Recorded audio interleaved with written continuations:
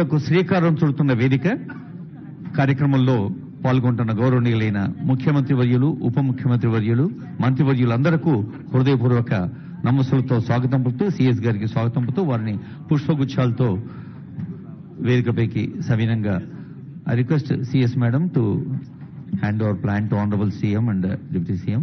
గౌరవనీయులైన తెలంగాణ రాష్ట్ర ప్రధాన కార్యదర్శి శాంతికుమారి మేడం మంత్రులందరినీ స్వాగతిస్తారు.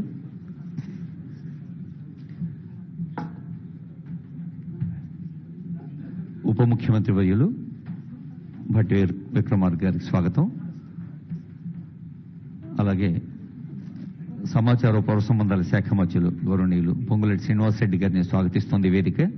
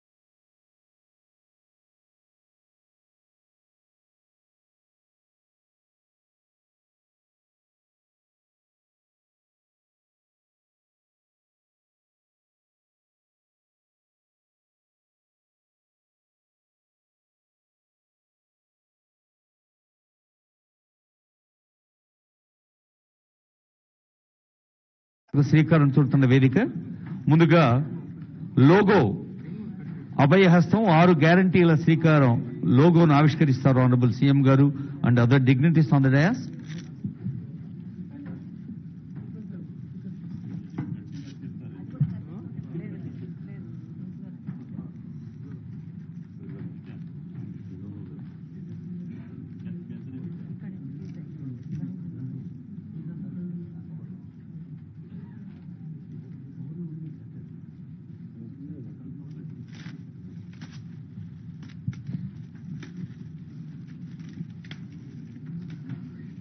మొక్కకు నీళ్లు ఎంత అవసరమో ఆలోచనకు ఆచరణ అంతే అవసరం అన్న అంబేద్కర్ గారి సూక్తిని మనస వాచ కర్మణ ఆచరించేది ప్రజాస్వామ్య ప్రభుత్వం. పౌరుని నైతికాభివృద్ధి ప్రధానం. అలాంటి నైతికాభివృద్ధికి దోహదం చేసే సామాజిక ఆర్థిక అభివృద్ధికి దోహదం చేసే కార్యక్రమాలన్నీ ఈ 6 గ్యారెంటీలు ఒకటిగా ఉన్నాయి. అదిగో ప్రజాపాలన అభయహస్తం లోగో ఆవిష్కరించారు గౌరవ ముఖ్యమంత్రి వర్యులు. మహాలక్ష్మి, రైతు భరోసా, గృహజ్యోతి, ఇందిరమ్మ ఇండ్లు, చేయూత, యువ వికాసం సమాజంలోని అన్ని వర్గాల వారికి, పేద వర్గాలకి, అవసరంలో ఉన్న వారికి అభయహస్తాన్ని అందించే ఒక సర్వ సామాజిక నేస్తం ఈ పథకం తెలియజేస్తూ I request Honorable CM to inaugurate application form. ప్రత్యేకమైన దరఖాస్తు ఈరోజు ప్రజలందరికీ అందుబాటులోకి తీసుకొస్తున్నారు. గౌరవ ఉప ముఖ్యమంత్రి వర్యులు మల్లు భట్టి విక్రమార్క గారు, ముఖ్యమంత్రి గారు కలిసి ఆవిష్కరిస్తున్నారు దరఖాస్తు ఫారాన్ని. ఈ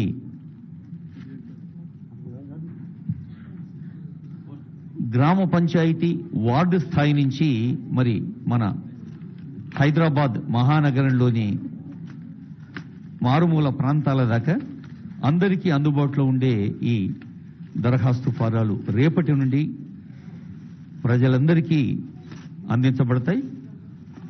వేలాది మంది అధికారులు, ఉద్యోగులు, సిబ్బంది ప్రజలకు అందుబాటులో ఉండి వారు అందచేసిన వివరాల్ని మదింపు చేసి నిర్ణీత కాల వ్యవధిలో దశల వారీగా ఈ అభివృద్ధి సంక్షేమ పథకాల్ని ప్రజలకు అందించే ఒక పవిత్ర ప్రయత్నం ఇది. ప్రజాపాలన దరఖాస్తు ఫారాలు 6 భరోసాలకి, 6 అభివృద్ధి పథకాలకి ఒకటే ఉమ్మడి దరఖాస్తు అందుబాటులో ఉంచటం ఈ దరఖాస్తు యొక్క ప్రత్యేకతను తెలియజేస్తూ ప్రజాపాలన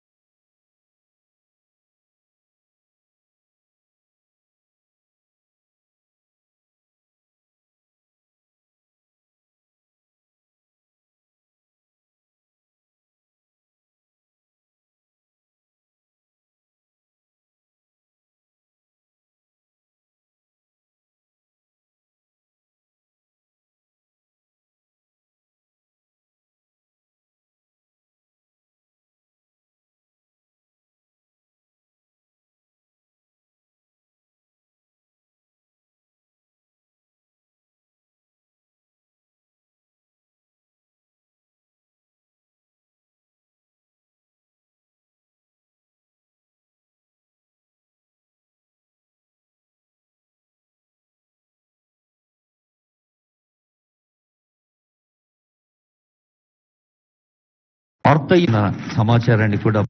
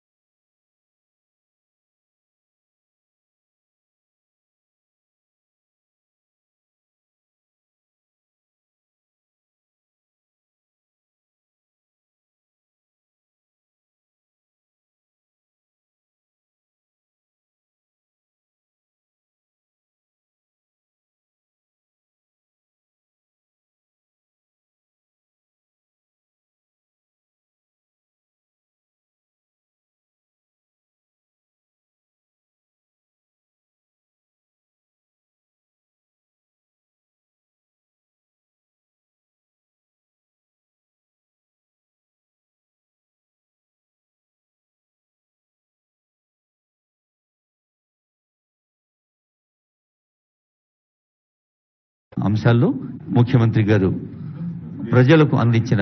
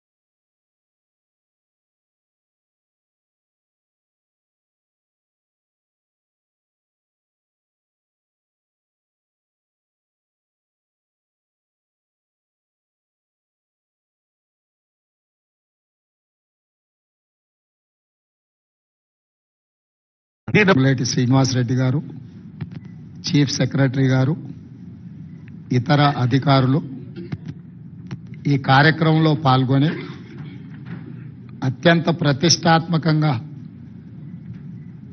ప్రభుత్వం భావిస్తున్న ఈ కార్యక్రమాన్ని ఈరోజు మీడియా మిత్రుల సమక్షంలో కార్యక్రమాన్ని ప్రారంభించుకోవడం జరిగింది. మీకందరికీ తెలుసు, కాంగ్రెస్ పార్టీ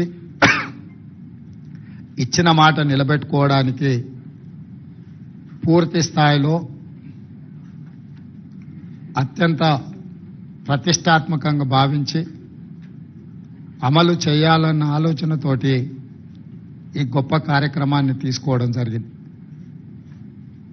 ప్రజాపాలన గ్రామాలలో, మున్సిపల్ వార్డులలో, పట్టణాలలో డిసెంబర్ 28 నుండి జనవరి 6 తారీఖు వరకు 8 పని దినాలలో గ్రామ సభలు ఏర్పాటు చేయడం ద్వారా ఈ అప్లికేషన్లు ముందే గ్రామాలకు పంపించి ప్రజలకు అందుబాటులో పెట్టి ప్రజలు ఇందులో అడిగిన సమాచారాన్ని సేకరించి అర్హులైన లబ్ధిదారులందరికీ కూడా సంక్షేమ పథకాన్ని అమలు చేయాలన్న ఉద్దేశంతో ప్రభుత్వం ఈ గొప్ప కార్యక్రమాన్ని తీసుకున్నది. నిస్సహాయులకు సహాయం అందించడమే మా ప్రభుత్వం యొక్క లక్షణం, మా ప్రభుత్వం యొక్క లక్ష్యం. ఈరోజు ఎవరైతే తండాలలో, గూడాలలో, మారుమూల పల్లెల్లో ఉన్న అత్యంత నిరుపేదలకు కూడా ఈ పథకాన్ని అందించాలన్న లక్ష్యంతో ఈరోజు ఈ గ్రామ సభలను ఏర్పాటు చేయడం జరిగింది. ఎందుకంటే ఏ నిజమైన లబ్ధిదారుణ్ణి ఎంపిక చేయాలన్నా వాళ్ళు సచివాలయానికి రావడమో లేదా మేము ప్రజాభవన్లో ఏర్పాటు చేసిన ప్రజావాణి కార్యక్రమంలో వాళ్ళు వచ్చి వినతి పత్రాలు ఇవ్వడమో పేద ప్రజలకు అది అత్యంత భారమైన పని. గ్రామాల నుండి, సుదూర ప్రాంతాల నుంచి హైదరాబాద్ నగరానికి రావడం, హైదరాబాద్ నగరంలో మళ్ళీ పంజగుట్ట చౌరస్తా చేరుకొని జ్యోతిరావు పూలే ప్రజాభవన్ దగ్గరికి వచ్చి ముందు రోజు రాత్రే ఇక్కడ నిరీక్షించి అక్కడ వినతి పత్రాలు ఇస్తున్నారు అని అంటే ప్రజలకు 10 సంవత్సరాల నుంచి ప్రభుత్వం అందుబాటులో లేకపోవడం, పరిపాలన ప్రజల దగ్గరికి చేరకపోవడం వల్ల తీవ్రమైన ఇబ్బందులను ప్రజలు ఎదుర్కొంటున్నారు. ఆ ఇబ్బందులు ఎంతగా పేరుకపోయినాయనంటే ప్రభుత్వాలు మోయలేనంత భారంగా మారినాయి. అందుకే ఈరోజు వారంలో 2 రోజులు ప్రజావాణి కార్యక్రమాలు తీసుకుంటే దాదాపుగా 24,000 పైచిలకు అప్లికేషన్లు వచ్చినాయి. ఇందులో ప్రధానంగా భూమికి సంబంధించిన సమస్యలు, ఇల్లు లేని వారి సమస్యలు, లేకపోతే ప్రభుత్వం వైపు నుంచి అందించాల్సిన రాజీవ్ ఆరోగ్యశ్రీ లాంటి సమస్యలే ప్రధానంగా రావడం జరిగింది. వీటన్నిటిని కూడా విశ్లేషించి ఆయా శాఖలకు, ఆయా అధికారులకు పంపించి వాటి మీద చర్యలు తీసుకునే విధంగా ఈరోజు మా ప్రభుత్వం ప్రయత్నం చేస్తుంది. అందుకే నేను సహచర మంత్రులందరితో మాట్లాడినప్పుడు ఎంపీటీసీలు కావచ్చు, జడ్పీటీసీలు కావచ్చు, జిల్లా పరిషత్ చైర్మన్లు కావచ్చు, లేకపోతే ఎమ్మెల్యేలు కావచ్చు, మంత్రులు కావచ్చు, వీళ్ళందరూ కూడా గ్రామ సభల ద్వారా ప్రజల దగ్గరికి వెళ్ళినప్పుడు ప్రభుత్వమే ప్రజల దగ్గరకు వచ్చిందన్న భావన కలిగి ఈ ప్రభుత్వం మీద విశ్వాసం కలుగుతుంది. ఈ ప్రభుత్వం మా ప్రభుత్వం, ఈ ప్రభుత్వం ప్రజల ప్రభుత్వం, ఈ ప్రభుత్వం ప్రజల సమస్యల్ని పరిష్కరిస్తుందన్న విశ్వాసం ప్రజలల్లో నెలకొంటుంది. ఈ కార్యక్రమాన్ని విజయవంతంగా అమలు చేయడం ద్వారా, ఈ కార్యక్రమాన్ని విజయవంతంగా అమలు చేయాలి అనంటే వాళ్ళని ప్రజావాణి కార్యక్రమానికి, ప్రజాభవన్కు రప్పించుకోవడం కాదు, ఇక్కడ ఉండే గతంలో ఘడీల ముందు, ఘడీల లోపల జరిగిన పరిపాలనను గ్రామాలకు చేర్చాలన్న ఆలోచన మా ప్రభుత్వానికి వచ్చే ఈరోజు ఈ గ్రామ సభలను ఏర్పాటు చేయడం జరిగింది. ఈ ప్రజా పరిపాలన ద్వారా ప్రజల యొక్క సమస్యల్ని పరిష్కరించాలని ఈరోజు ఈ ప్రభుత్వం నిర్ణయం తీసుకున్నది. దానికి సంబంధించి ప్రజలు అది మహాలక్ష్మి పథకం కావచ్చు, గృహజ్యోతి కావచ్చు, ఇందిరమ్మ ఇండ్లు కావచ్చు, రైతు భరోసా కావచ్చు, ఏ సంక్షేమ పథకమైనా ప్రజలకు చేరాలి అనంటే నిజమైన అర్హులైన లబ్ధిదారుల వివరాలు ప్రభుత్వం దగ్గర ఉండాలి. అప్పుడు మేము టార్గెట్ పెట్టుకొని పనిచేయడానికి ఉంటుంది. ఫర్ ఎగ్జాంపుల్ 500 రూపాయలకు సిలిండర్ కావాలి అని ఈ కార్యక్రమంలో ఒక 50 లక్షల అప్లికేషన్లు వచ్చినాయి అనుకోండి. అప్పుడు మాకు ఒక లెక్క తెలుస్తుంది, మేము 20 లక్షలు ఇచ్చినామా, మేము 30 లక్షలు ఇచ్చినామా, మేము 50 లక్షలు ఇవ్వగలిగినామని. ఇందిరమ్మ ఇళ్ల కోసం వచ్చిన దరఖాస్తులు, ఇల్లు లేని పేదలు ఎంతమంది ఉన్నారో మాకు లెక్క తెలిసినప్పుడు మేము ఆ టార్గెట్ను రీచ్ అవ్వడానికి 100% మేము అహర్నిశలు కృషి చేయడానికి ఉంటుంది. ఇట్లా ప్రతి సంక్షేమ పథకానికి ప్రజలు అర్హులు దరఖాస్తు పెట్టుకున్నప్పుడు అందులో ఎన్ని పరిష్కరించినా మాకు తెలిస్తే ఇంకెన్ని పరిష్కరించాల్సిన అవసరం ఉందో మా బాధ్యత మేము గుర్తు చేసుకోవడానికి అవకాశం ఉంటుంది. అందుకే ఈ కార్యక్రమాన్ని ఒక మంచి ఉద్దేశంతో ప్రజలకు మేలు చేయాలన్న ఆలోచనతోటి డిసెంబర్ 28, 2023న ప్రారంభమయ్యి జనవరి 6, 2024 వరకు కొనసాగుతుంది.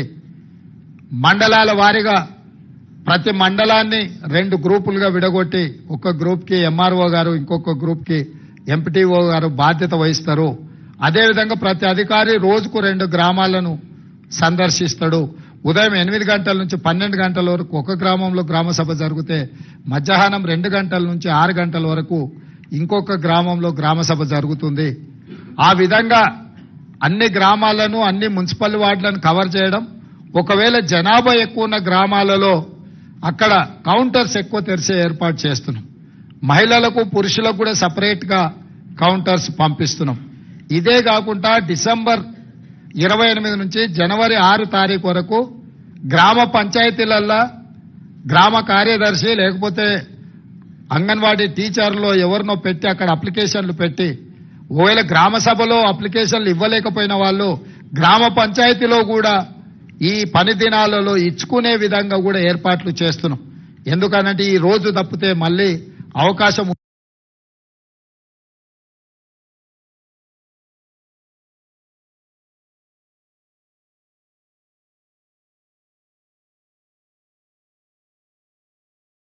గ్రామ పంచాయతీలలో ఏర్పాట్లు చేస్తున్నాం.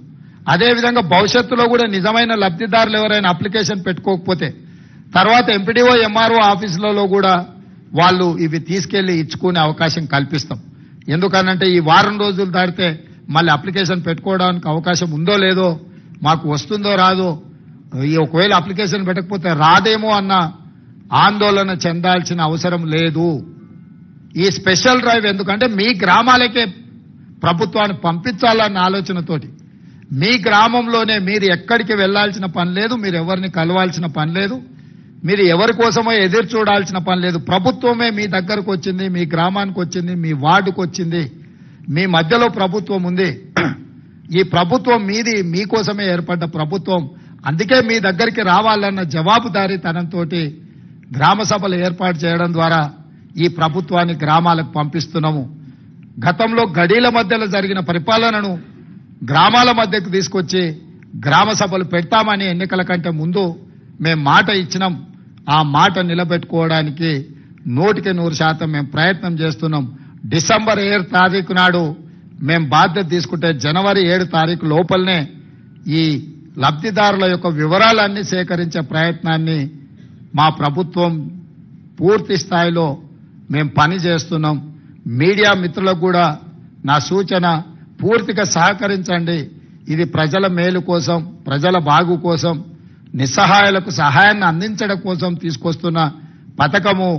దీన్ని ప్రజలందరికీ చేరేసే విధంగా మీరు మీ బాధ్యత నెరవేర్చండి.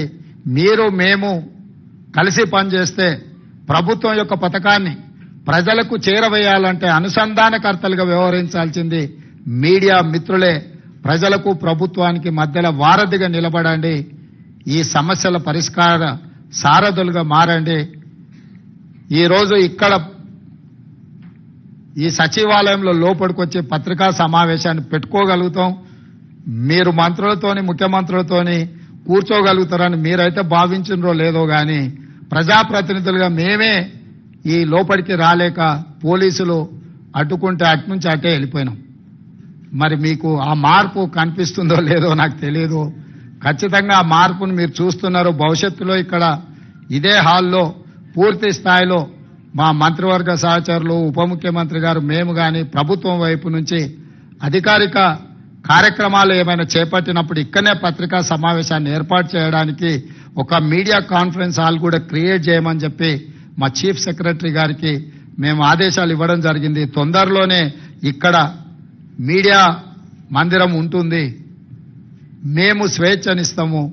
మీరు దాన్ని దుర్వినియోగం చేయకుండా అందరూ సహకరించాల్సిందిగా, ఈ కార్యక్రమాన్ని ప్రజల దగ్గరికి తీసుకెళ్లాల్సిందిగా. మాకు తెలుసు ఢిల్లీలో కూడా నిన్న మీడియా మిత్రులు కలిసి వినతి పత్రం ఇచ్చారు. మీ సమస్యలు కూడా చాలా ఉన్నాయి, చాలా కాలం నుంచి పేరుకపోయినాయి. తొందరలోనే వాటన్నిటి మీద కూడా దృష్టి పెడతాము. ఎవరూ ఆందోళన చెందాల్సిన పని లేదు. ఈ ప్రభుత్వం మీది, మీకోసం పనిచేస్తుంది, ప్రజల కోసం పనిచేస్తుంది. ప్రజలకు పనిచేసే విధంగా మీరు మాకు సహకరించాల్సిందిగా కోరుకుంటున్నాను. అదేవిధంగా నిన్నో మన్నో ప్రజావాణి కార్యక్రమానికి కాడబిడ్డ వచ్చింది. అక్కడ విజయవంతం అవ్వడం మొదలుపెట్టింది. భవిష్యత్తులో కూడా ఈ కార్యక్రమాన్ని ముందుకు తీసుకెళ్తాం. ప్రారంభంలో చిన్న చిన్న అంశాలు ఏమన్నా ఉన్నా మీడియా మిత్రులందరూ కూడా ఇది మీ బాధ్యతగా భావించి దాన్ని బాగా ముందుకు తీసుకెళ్లడానికి సహకరించాల్సిందిగా కోరుకుంటూ, ఇంకా 99,999 కోట్ల రూపాయలు కేటీఆర్ దగ్గర ఉన్నాయి. 1,00,000 కోట్ల సంపాదనలో 1,00,000 పోయినా మిగతాది ఉంది కాబట్టి మిగతాయి కూడా పంచాల్సిన పరిస్థితి, పంచిపించాల్సిన గత్యంతరం లేని పరిస్థితి వాళ్లకు కల్పిస్తాం. తప్పకుండా పంచక తప్పదు.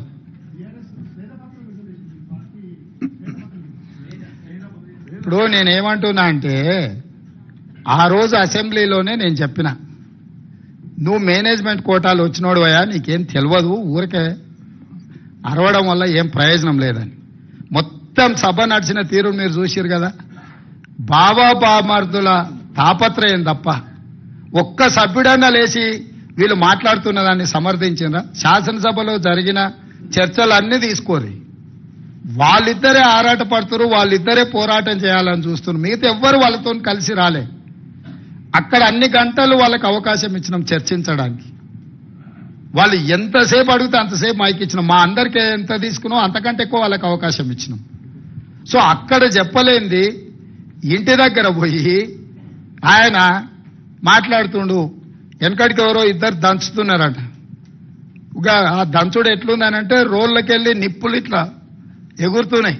ఇక ఆ దంచడం చూసి అందరు అబ్బా ఏం దంచుతురు అని అందరు చప్పట్లు కొడుతూనే ఉన్నారు భజన పార్లు అందరు. ఓ అరగంట అయినాకో పెద్దావిడ మిసలావిడ అట్లకెళ్ళి పోత చూసి, అరే ఆ రోళ్ళు జొన్నలు లేవు, సజ్జలు లేవు, ఎందుకు ఎగిరెగిరి దంచుతురు, ఎంత దంచినా అలసిపోడు తప్ప దాంతో వచ్చేది ఏం లేదని చెప్పినాడు. అసెంబ్లీలో కూడా హరీష్ కేటీఆర్ దంచుడు గట్లున్నది. ఆడ విషయం లేదు.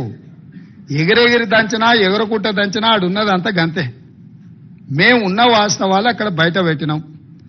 మా ఆర్థిక మంత్రి గారు, మా ఉప ముఖ్యమంత్రి గారు వాస్తవాలను అక్కడ టేబుల్ చేసి మీరు ఏమేం చెప్తారో చెప్పండి అని చెప్పి రోజంతా సమయం ఇచ్చినాం. అక్కడ చెప్పాల్సింది చెప్పకుండా ఇంటికాడికి పోయి మళ్ళేదో కొత్త దుకాణం తెరిచింది.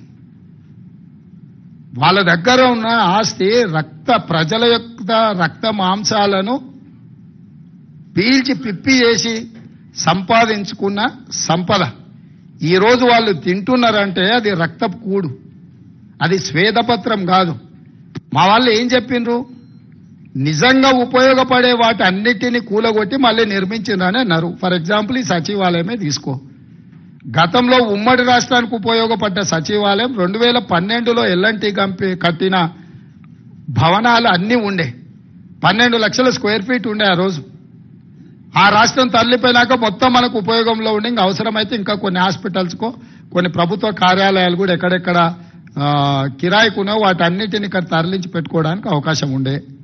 ఒకవేళ ఇది మీకు అచ్చి రాలే, దీన్ని ఏ ప్రభుత్వ ఆసుపత్రిగానో మార్చి కొత్త ఖాళీ జగాలో ఈ సచివాలయాన్ని కట్టినుంటే ఇది ఉపయోగపడుతుండే, అది ఉపయోగపడుతుండే. ఇక్కడ అన్ని రకాల వసతులతో ఉన్న భవనాలను కూలగొట్టి కొత్తటి కట్టి ఆస్తి సృష్టించినమంటారు. అక్కడ కూడా ఉన్న భవనాలన్నీ కూలగొట్టి కట్టిండ్రు. ఎక్కడైనా ఉన్నదాన్ని కూలగొట్టి కొత్తది కడుతుందంటే ఉద్దేశం ఏందో మనం అర్థం చేసుకోవాలి. అంతెందుకు నేను కొత్త బండ్లు కొనను, ఖర్చు పెట్టానని చెప్పిన. మీకు తెలవాల్సింది ఏంటంటే 22 ల్యాండ్ క్రూజర్లు కొని కొత్తవి దాచిపెట్టారు. నేను సీఎం అయినాక 10 రోజుల వరకు నాకే తెలియదు. నేను పాత బండ్లు ఏదో అడ్జస్ట్ చేసి అన్ని రిపేర్లు చేయండి, చూసి ఇచ్చేయండి అని నేను చెప్తుంటే చిన్న ఒక అధికారి వచ్చి షోలో చెప్తున్నాడు, సార్ పోయినసారి 22 ల్యాండ్ క్రూజర్లు కొన్నాడు, అన్ని విజయవాడలో దాచిపెట్టినాం సార్, కొత్త ప్రభుత్వం ప్రమాణ స్వీకారం చేయగానే అన్ని తెద్దాం అనుకున్నాం. ఆయన నెత్తి మీద దరిద్రం ఉండి ఆయన ఇంటికి పోయింది సార్ 22 కొత్త ల్యాండ్ క్రూజర్లునే. అసలు ఇన్ని వందల వేల వాహనాలు ఉన్నప్పుడు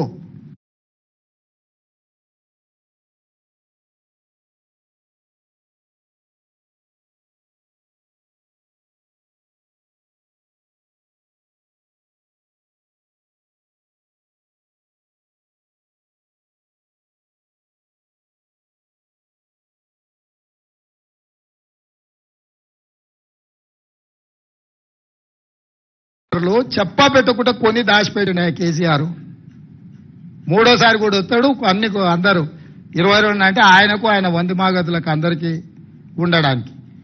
ఇట్లాంటివి ఆయన సృష్టించిన సంపద.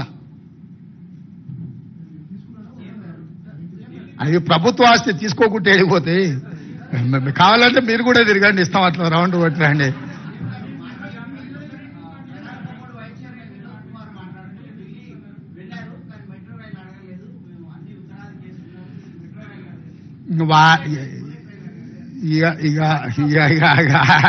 ఆయన ఒకసారి పోయి అద్దంలో మొహం చూసుకొని వచ్చి మళ్ళీ ఇట్లాంటి మాటలు మాట్లాడడం.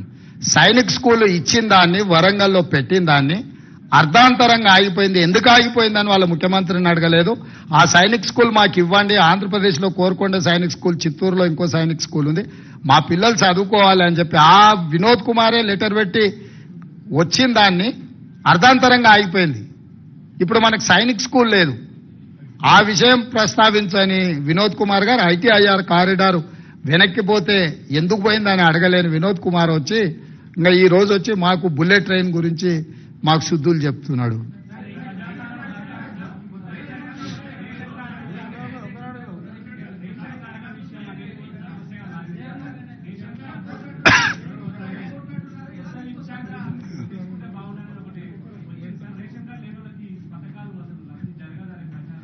రేషన్ కార్డులు లేకుండా పథకము రావడం కష్టం, కానీ రేషన్ కార్డులు ఇస్తాం కదా.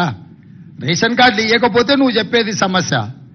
ఈ అప్లికేషన్లు తీసుకుంటాం, ఇందులో రేషన్ కార్డులు లేనోళ్ళు ఎవరైనా కాగితాలు దరఖాస్తులు ఇచ్చినా తీసుకుంటాం. రేషన్ కార్డుల కోసం ప్రభుత్వం నిరంతర ప్రక్రియ కింద ముందుకు వెళ్తుంది. ఇప్పుడు ఈ ప్రిస్క్రైబ్డ్ అప్లికేషన్ లో ఏం రాయాలనో అది ఉన్నది. అదనంగా నువ్వేం అప్లికేషన్ ఇచ్చినా అది తీసుకుంటాము.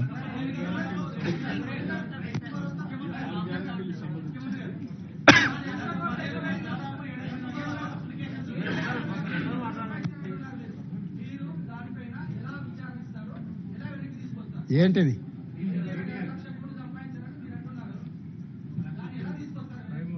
వస్తుంది అన్ని ఒకటే రోజు చెప్తా వెంకటరాజు గారు. నువ్వు మళ్ళీ ప్రెస్ మీట్ కూడా రావు. డెఫినెట్ గా నువ్వేం టెన్షన్ తీసుకోవచ్చు. ఏంటన్నా నీకు తెలిసిన వివరాలు కూడా ఉంటే వాటిని కూడా ఇస్తాం. ఇప్పుడు ఆల్రెడీ కాళేశ్వరం మీద ఆర్డర్ ఇచ్చినాం, చూసినావు కదా.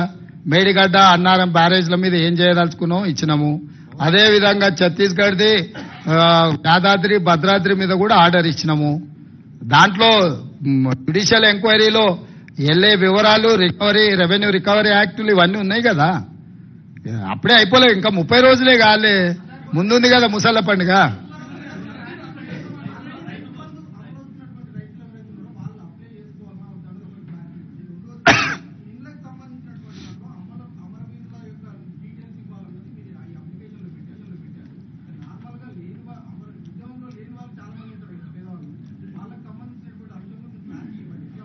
ఇప్పుడు అందులో ఇచ్చిన క్లారిటీ చదువుకొని అవి దాని తర్వాత ఏమైనా సమస్యలు వస్తే డెఫినెట్ గా వాటి అన్నిటిని కూడా పరిష్కరించే బాధ్యత చేస్తాం. ఇప్పుడు అదే చెప్తున్నా, 30 రోజులే కాలేదు. ఈ రోజు ఏమేమి అడుగుతున్నో ఆ వివరాలు ఇవ్వండి.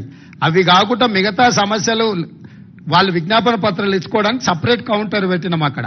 ఆ కౌంటర్లో మీరు ఏమిచ్చినా తీసుకుంటే, ఇప్పుడు ప్రజావాణిలో ఎట్లయితే తీసుకుంటున్నామో గ్రామ సభలలో రేషన్ కార్డు లేని వాళ్ళు కావచ్చు, ఇతరత్ర సమస్యలు ఉన్న వాళ్ళు కావచ్చు, లేకపోతే వాళ్ళ భూమి విషయంలో వారసత్వంగా ఒకవేళ బదిలీ కాని సమస్యలు ఉండొచ్చు, ఏం సమస్యలు ఇచ్చినా కూడా అక్కడ దరఖాస్తు తీసుకుంటాము. ఇప్పుడు నీకేం సమస్య ఉన్నదో నేను కొన్నిసార్లు నువ్వు రాసిస్తే ఆ సమస్యను సంబంధిత అధికారులు విచారణ చేస్తారు, వాటి ద్వారా పరిష్కారం చూపిస్తాం.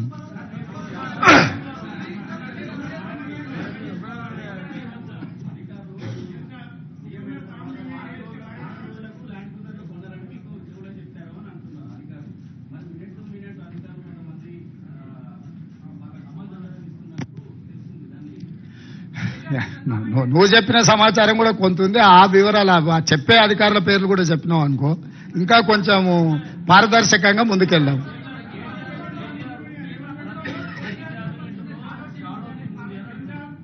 మంచిదే కదా, షాడో టీం ఎందుకు? నిన్నటి వరకు మీరే మంత్రులు కదా, నిన్నటి వరకు మీరు మంత్రులు చేసిన వాళ్ళు మీ దగ్గరనే ఉన్నారు కదా, ఓడినా గెలిచినా.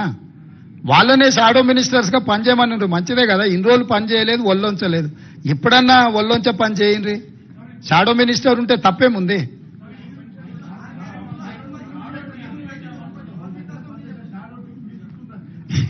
నేనేమంటున్నానంటే అధికారం విడ్రాయల్ సిమ్టమ్స్ అనేది తెలుసు కదా.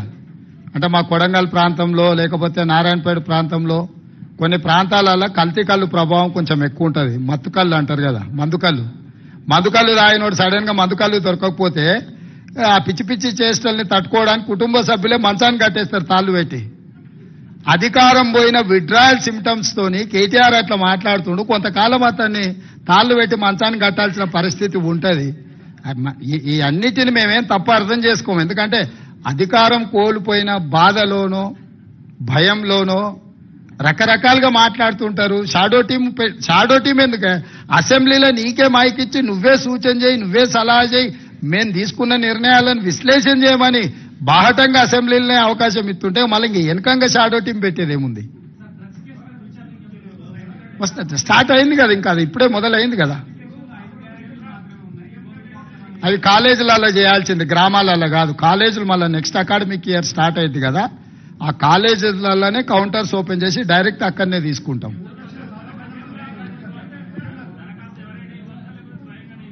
ఎవరైనా ఇవ్వచ్చు, దాంట్లో వివరాలు రాసినాయి కదా. ఇప్పుడు తల్లుంటే కొడుకేయచ్చు, లేకపోతే పక్కింటి వాళ్ళు కూడా తెచ్చేయచ్చు. మీలాకటి వాలంటీర్స్ కూడా గ్రామంలో ఇల్లు తిరిగి రాసుకొచ్చి ఇచ్చినా కూడా తీసుకుంటాం.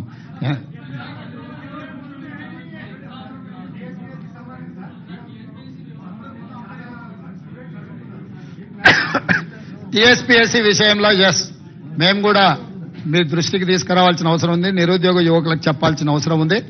పరీక్షలు నిర్వహించడం కానీ, పరీక్షా ఫలితాలను ప్రకటించడం కానీ, ఉద్యోగ నియామక పత్రాలు ఇవ్వాలంటే తెలంగాణ పబ్లిక్ సర్వీస్ కమిషన్ కు చైర్మన్ ఉండాలి. చైర్మన్ లేకుండా ఈ ప్రక్రియ ఏది జరగదు.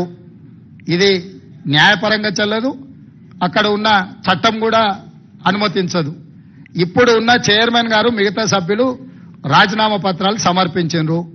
గతంలో గవర్నర్ గారికి వచ్చిన ఫిర్యాదుల మేరకు వారు కొన్ని నిర్ణయాలు తీసుకోవడానికి రాష్ట్రపతి అనుమతి అడగడము, రకరకాల వివిధ స్థాయిలలో అవి పెండింగ్ లో ఉన్నాయి.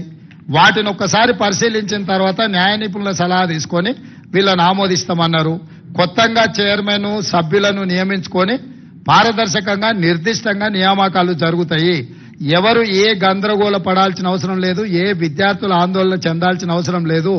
ఇవాళ ప్రశ్నాపత్రాలు పల్లి బఠానీలలాక జిరాక్స్ సెంటర్లో అమ్మకాలు జరిగినప్పుడున్న చైర్మన్లు మెంబర్ల మీద నిరుద్యోగ యువకులకు విశ్వాసం లేకపోవడం, నిర్వహించిన పరీక్షలన్నిటిని కూడా రద్దు చేయడం, రకరకాల గందరగోళ పరిస్థితుల్లో ఈరోజు విద్యార్థులు నిరుద్యోగ యువకులు ఉన్నారు. కాబట్టి వాళ్ళు ఆల్రెడీ గవర్నర్ గారికి రాజీనామాలు సమర్పించారు. నాకు తెలిసి నెక్స్ట్ 4-5 రోజుల్లో గవర్నర్ గారు వీటి విషయంలో నిర్ణయం తీసుకోబోతున్నారు. వారు నిర్ణయం తీసుకున్న ఎంబడే వేగంగా కొత్త బోర్డును నియామకాలు చేపడతాము. చేపట్టిన ఎంబడే పోటీ పరీక్షలు నిర్వహిస్తాము. పోటీ పరీక్షల ఫలితాలను ప్రకటించి పారదర్శకంగా సంవత్సరం తిరిగే లోపల డిసెంబర్ 9, 2024 లోపల క్యాలెండర్ డేట్ మేము రిలీజ్ చేసినాము. ఖచ్చితంగా సంవత్సరం తిరిగే లోపల 2 లక్షల ప్రభుత్వ ఉద్యోగ ఖాళీలను భర్తీ చేస్తాము. పారదర్శకంగా చేయడానికి అవసరమైన నిర్ణయాలు, సాంకేతిక పరమైన, న్యాయపరమైన అంశాలను పూర్తిగా విశ్లేషించుకొని ముందుకెళ్తుంది ప్రభుత్వం. రేవంత్ సాబ్ సీఎం గారు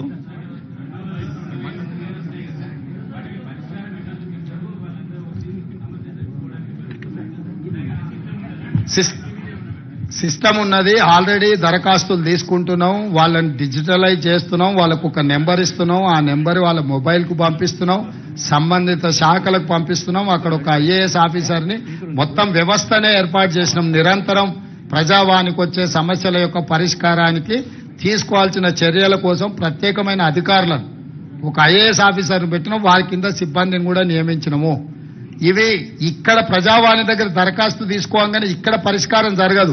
ఊర్లో ఎంఆర్ఓ ఆఫీస్తోని పని ఉందనుకో, ఇప్పుడు అది ఆ ఎంఆర్ఓ ఆఫీస్కు ఫార్వర్డ్ చేయాల్సిందే కదా. లేకపోతే ఏదో హాస్పిటల్లో వైద్యానికి సంబంధించి ఇమ్మీడియట్ గా సంబంధిత అధికారులకు పంపించాల్సిందే. క్రోడీకరించి సంబంధిత అధికారులకు పంపించి ఆ వినతి వాళ్ళ యొక్క విజ్ఞాపన పత్రం ఎక్కడుందో దాన్ని కనుక్కోవడానికి కూడా దానికి ఒక విధానాన్ని ఏర్పాటు చేసినాం. దాన్ని ట్రాక్ చేయడానికి కూడా ట్రాకింగ్ సిస్టమ్ పెట్టినాం. సో ఏ అధికారి దగ్గర వాళ్ళ కంప్లైంట్ పెండింగ్ ఉందో దాని స్టేటస్ ఏందో తెలుసుకోవడానికి కూడా సాంకేతికంగా వాటన్నిటిని కూడా డిజిటలైజ్ చేసినాం. ప్రతి దరఖాస్తును క్షుణ్ణంగా పరిశీలిస్తాము. ప్రభుత్వం పరిష్కరించగలిగిన వాటిని 100% పరిష్కరిస్తాం. ఏదైనా పరిష్కారం లేకున్నా దరఖాస్తుదారుకు చెప్తాం.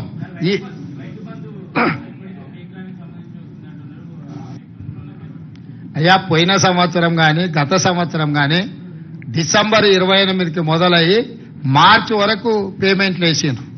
ఈసారి డిసెంబర్ 9 నాడే పేమెంట్లు వేసినాం. మీరు గతంలో చూడండి, ప్రతి సంవత్సరము ఎప్పుడు రైతు బంధు పథకం ఖాతాల పడ్డది, ఎప్పటి వరకు ఇచ్చుకుంటూ వచ్చిండ్రు. చాలా విచిత్రంగా అప్పుడే అది ఇయ్యలేదు, అప్పుడే ఇది ఇయ్యలేదు. బాబామర్దులు ఇద్దరు తోకదగిన బల్లులాక వాళ్ళ దుంకులాట ఏందో నాకు అర్థం కాలే. పోయిన సంవత్సరం కూడా డిసెంబర్ 20 నాడు మొదలు పెట్టారు. మార్చి 31 వరకు రైతు బంధు పథకం ఖాతాల పైసలు వేసుకుంటూనే పోయినరు. అన్ని ఖాళీ చేసిపోయినరా నాయన, మొత్తం ఏంది లేదు. వచ్చి చూస్తే ఖాళీ గిన్నెలే కనిపిస్తున్నాయి. మేము లంక బిందెలు అనుకొని వస్తే ఖాళీ కుండలు కనిపిస్తున్నాయాడా. ఇక దాన్ని అంతా సర్దిద్దాలే సంసారం ఇప్పుడు. సీఎం సార్ బోలో. సీఎం సార్,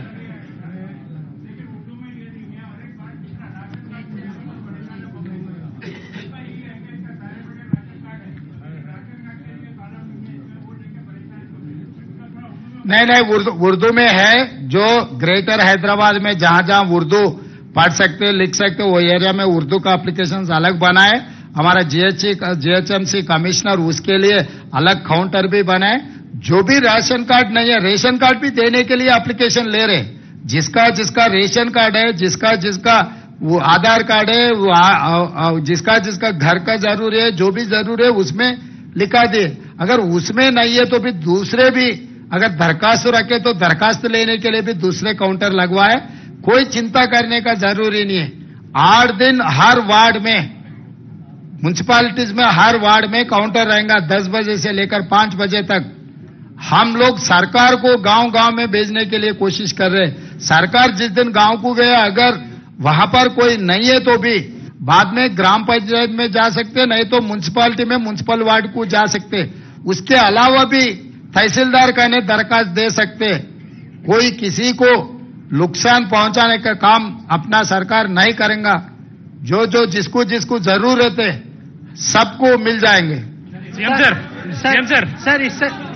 रोशन अली सर,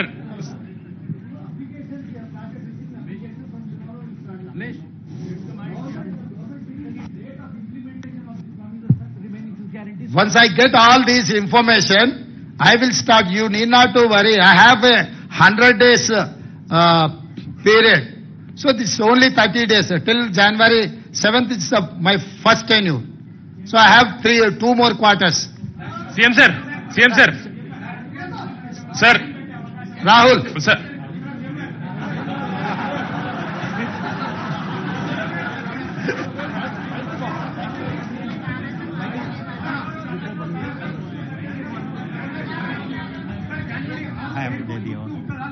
ఆ? దాని మీద ఇంకా సమీక్షించి నిర్ణయం తీసుకుంటాం.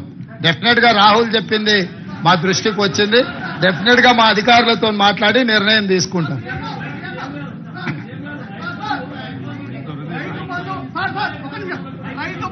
రైతు బంధు 100 ఎకరాలకు ఇవ్వడం సాధ్యమవుతుందా కాదా? రైతు బంధు ఎన్ని ఎకరాల వరకు ఇస్తారు? వాస్తవానికి 100 ఎకరాలు ఉన్నప్పుడు రైతు బంధు అవసరమా? మీ సూచన ఏంది? సార్ 100 ఎకరాలు ఉన్న వాళ్ళకి మినిమం లిమిటెడ్ పెట్టండి. చీఫ్ సెక్రటరీ గారు వారి పేరు వారు ఇచ్చిన సూచన రాసుకోండి, ఎగ్జామిన్ చేద్దాం.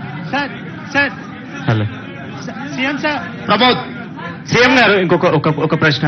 ప్రమోద్ గారు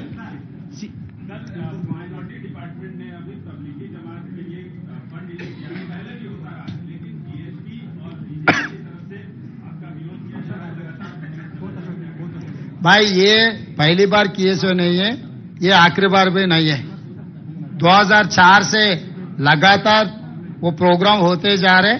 वो सिलसिले में अभी ये सरकार भी वही निर्णय लिए. कोई चिंता करने का जरूरी नहीं है. हम लोग पूरा इसका पर्यवेक्षण करने वाले हैं. సీఎం గారు Uma please, Uma NDTV. My question is also related to the Raitu Bandhu thing. Are you thinking of a ceiling on Raitu Bandhu? This Raitu Bharosa scheme is only for tenant farmers or landed farmers also. Once again, need to apply so that you can review all the applications and know whether bigger land holdings will also be getting the same Raitu Bandhu as it continued till now. What is your out of your expense? What is your suggestion? Suggestion is that there should be a ceiling. It's not for me to suggest. It's for your government to decide. Yeah, you are part of the government. I am welcoming you to share your views in this government. Okay. I certainly believe that there should be a ceiling on Raitu Bandhu on the land ownership because that's something that is draining your exchequer hugely. You will be able to implement many more of your promises to the poor if you go with Raitu. As of now, there is no ceiling. Definitely, we will discuss in the floor of assembly next budget session. Then we will take a call with building consensus with all opposition parties. Then we will take a final call. Suggested sir ఇస్తారు sir.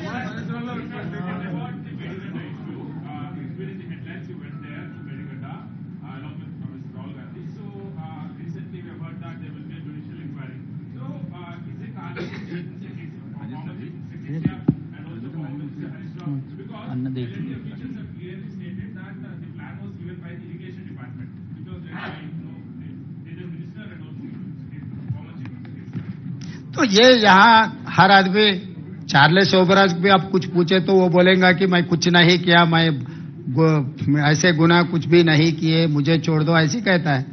तो इसमें कौन गुनहगार है, कौन क्या किए, कौन कहां से लूटे, ये सब सारे इंक्वायरी इसीलिए डाल रहे कि जुडिशियल इंक्वायरी इसीलिए बना रहे कि कौन कौन जिम्मेदार है. इंक्वायरी में ये पूरा तय हो जाएंगे. एल&टी का रोल क्या है, हरीश राव का रोल क्या है, केसीआर जी का रोल क्या है और अलग दूसरे अधिकारी का भी क्या रोल है, वो बाद में पता लगेगा कि after once we have completed our inquiry. CM sir ఇస్తారు సార్. CM sir Yes, very soon. CM sir Ashish. గత ప్రభుత్వంతో చాలా కామెంట్ చేశారు. గతంలో గవర్నర్ కూడా కొన్ని కామెంట్ చేసినప్పుడు మీరు కూడా మద్దతు తెలిపారు, ఒక ఆడపిల్లని అట్లా అనొద్దు అని.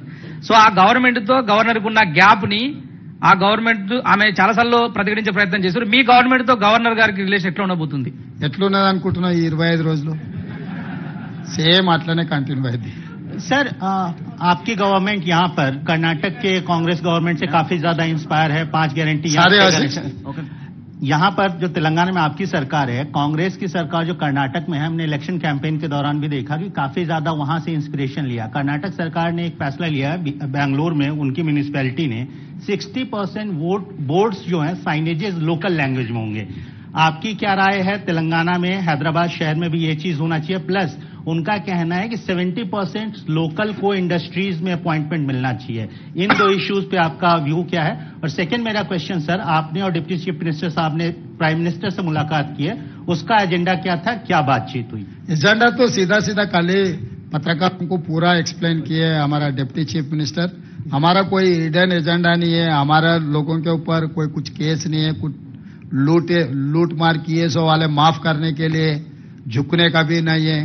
हम सीधा गए, हमारे दरखास्त दिए तेलंगाना जनता के तरफ से प्राइम मिनिस्टर ने आश्वासन दिलाया है कि भाई सरकार, केंद्र सरकार प्रदेश सरकार के लिए अच्छा मदद देंगे, तो we are expecting that support. और तीसरी बात, ये जो चर्चा हो रही ये 5 गारंटीज के बारे में, कर्नाटक के मॉडल, इधर के मॉडल, उधर के मॉडल, कहीं के मॉडल, ये तेलंगाना मॉडल है। तेलंगाना मॉडल के हिसाब से हम जिम्मेदारी से ये काम निभाएंगे। जो जो वेलफेयर के लिए एलिजिबल है, हर eligible person will get this welfare scheme. Sir ఒక్క నిమిషం సార్, ఇప్పుడు ఆల్రెడీ రైతు బంధు కానీ పెన్షన్లు కానీ, ఒక్క నిమిషం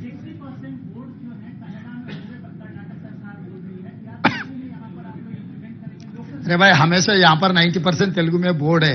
we need not to worry about Telugu, Urdu, English, क्योंकि हर दुकान में मैं जो देखते जाता हूँ तेलुगु में है.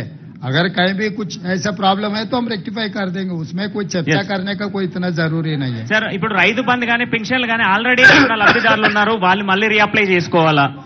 సార్ 1 సెకండ్ సీఎం గారు, ఏంటి పెన్షన్ ఆల్రెడీ డాటాలు ఉన్నారా నాయన, దాంట్లో ఎవరు కావాల్సి ఉన్నా వాళ్ళు ఎవరు అప్లికేషన్ ఎవరికైతే కావాలనో వాళ్ళని అప్లికేషన్ పెట్టుకో అని చెప్పినాం.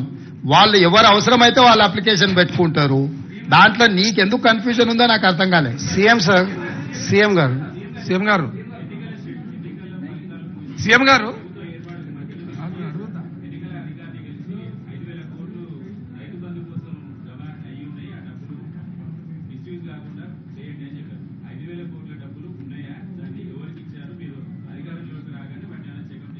వాటన్నిటిని పర్యవేక్షణ ఇస్తూనే ఉన్నాం. ఇప్పుడు ఏమీ లేదు అక్కడ. సార్ గారు అంతా ఊడ్చిపెట్టిపోయినరు, తూడ్చిపెట్టిండు. ఊడవడమే కాకుండా చాలా డ్రైగా ఉన్నది. వాటన్నిటిని కూడా సమీక్షిస్తున్నాం. అందుకే కేంద్రం నుంచి రావాల్సిన నిధుల కోసం కూడా అక్కడికి వెళ్ళి కలిసినాము.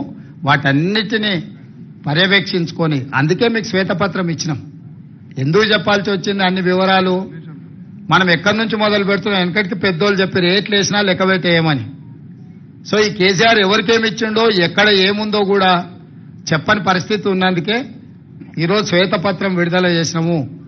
శ్వేతపత్రం విడుదల ద్వారా 6,71,00,000 పైచీలకు కేసీఆర్ అప్పు చేసి మనల్ని నిండా ముంచి ప్రభుత్వం వదిలేసి అందరు కలిసి పరారైపోయినరు. ఈ పరిస్థితిలో నుంచి మనం తేరుకొని ఒక మంచి ఉద్దేశంతోని, ఆలోచనతోని ప్రభుత్వం ముందుకు వెళ్తుంది. అన్ని విషయాలు పరిగణలోకి తీసుకుంటాం. ఎక్కడెక్కడైతే రాబడులు ఉన్నాయో వాటన్నిటిని కూడా తెచ్చుకుంటాం. భేషజాలకు వెళ్లాల్సిన పని లేదు. కేంద్ర ప్రభుత్వం నుంచి మనకు రావాల్సిన నిధులు ఏమన్నా ఉంటే వాటిని తెచ్చుకుంటాం. అన్ని రకాలుగా సమీక్షించుకొని ముందుకు వెళ్లడం జరుగుతుంది. ధన్యవాదాలు. ముఖ్యమంత్రి గారు, సార్ సీఎం గారు ఈ ధరణి రద్దు చేస్తున్నారు. అలాగే CM sir, Sriram, thank you. The success of free bus pass for women ఎంత సక్సెస్ అయిందంటే ఆటో డ్రైవర్లకు కష్టాలు మొదలయ్యాయి, వాళ్ళ ఇన్కమ్ తగ్గిపోయింది. So while that is the success, ఆ డబ్బు లేడీస్ చేతిలో ఉంది, డ్రైవర్స్ తాలూకు ఇన్కమ్ తగ్గింది. దాని మీద ఏమైనా కొంచెం కన్సిడర్. ఆల్రెడీ మా ఎలక్షన్ మేనిఫెస్టో మీరు ఒకసారి చూడండి. ఆటో డ్రైవర్లకు కూడా ఆర్థిక సహాయం ఇస్తాం. దీన్ని మేము ముందే ఊహించినాం. ఇది జరిగితే వాళ్ళకి ఏదైనా ఇబ్బంది జరుగుద్ది, నష్టం జరుగుద్దన్న ఆలోచన ముందే మా మేనిఫెస్టో కమిటీ చైర్మన్ గారు శ్రీధర్ బాబు గారు గుర్తించే మా ఎలక్షన్ మేనిఫెస్టో కమిటీలో ఆటో డ్రైవర్లకు ఆర్థిక సహాయాన్ని అందిస్తామని చెప్పినాము. స్పష్టంగా ఆటో డ్రైవర్లను కూడా అందరి వాళ్ళ వివరాలు సేకరిస్తాం. వాళ్ళకు కూడా ఆర్థిక సహాయాన్ని అందించే ప్రయత్నం చేస్తాం. सर, आपकी सरकार ने बीआरएस गवर्नमेंट पे आरोप लगाया है कि they have made this state a dead ridden state, तो आप इसको कैसे सरप्लस करेंगे और साथ ही साथ जो लोन्स लिए हैं उसको आप कैसे फिर से वापस प्रॉपर स्टेट में लाएंगे? जो मिसयूज करना छोड़ दिए तो स्टेट सरप्लस हो जाएगा. जितना मिसयूज कर दिए कि आदत हो गए, उनको आदत से मजबूर हो गई केसीआर सरकार ने. पिछले सरकार जो भी रिसोर्सेस है मिसयूज करने में उन लोगों का ध्यान है. मिसयूज के अलावा करप्शन, तो हमारे सरकार मिसयूज और करप्शन को रोक दिए तो जितने भी वेलफेयर करना है कर देंगे. जितने भी बैंक्स का जो भी पेमेंट करना है वो भी पेमेंट कर सकते. आगे हम डेवलपमेंट के लिए भी हम प्लानिंग कर लेंगे. एंड केंद्र सरकार से जो मिलने वाला है मैचिंग ग्रांट के साथ साथ में जो ग्रांट्स है, बहुत सारे ग्रांट्स एंड मैचिंग ग्रांट्स को छोड़ दिए ये पिछले सरकार। तो हम लोग इसीलिए जिम्मेदारी से प्रधानमंत्री जी से हम लोग में जो भी पेंडिंग हमारा स्टेट को आने के एक्सचेकर के लिए जो पैसे केंद्र सरकार से आने हैं सब सारे पूछ के आगे हम लगातार उनके बारे में हम केंद्र सरकार से हम हमेशा कंसेंसस बिल करके जो पैसे आने हैं अब पैसे ले लेके आगे सरकार चलाने वाले हैं। सीएम साहब एक ये सवाल है, क्या लोकसभा चुनाव को लेकर हाईकमान से आपकी कोई दिल्ली में बातचीत हुई है? एक और नंबर 2, क्या जैसे दूसरे राज्यों में इंडिया अलायंस दूसरी पार्टियों को भी शेयर देने की वो देख रही है, तेलंगाना में क्या आप किसी और पार्टी का, आम आदमी पार्टी या समाजवादी पार्टी या किसी पार्टी का कोई स्टेक देखते हैं, या सिर्फ कांग्रेस यहाँ पे यूनिनिमस पूरी सारी लोकसभा सीट पर चुनाव लड़ेगी? ये सेक्रेटेरिएट है, सरकार चलाने के बारे में हम जवाब देंगे। जो पॉलिटिकल का मुद्दा उठाए हम गांधी भवन में जवाब देंगे। సార్ సీఎం గారు మీరు రోజు Okay, thank you.